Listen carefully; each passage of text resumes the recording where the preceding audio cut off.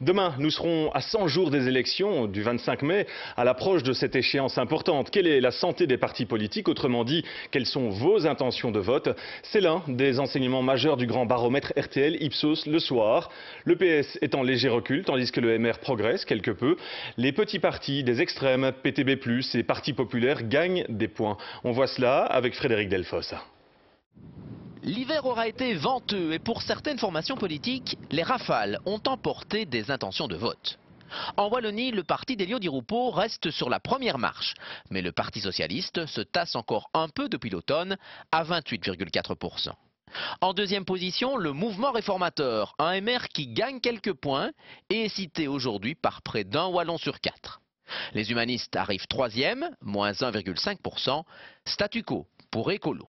Mais le grand enseignement de ce sondage, le voici, la montée des plus petites formations, le PTB par exemple à 6,7% et qui pourrait faire son entrée au Parlement fédéral. Même constat à l'opposé de l'échiquier politique avec le Parti populaire qui affiche un 5,6%. Voici la courbe du Parti socialiste en Wallonie depuis les dernières élections fédérales, une chute qui approche les 10% alors que celle des libéraux est stable. À Bruxelles, même si le Parti socialiste conserve la première place, 21,2%, cela se joue dans un mouchoir avec le MR. La stratégie bruxelloise de Didier Reynders, très exposée ces derniers jours, lui rapporte 1,3%.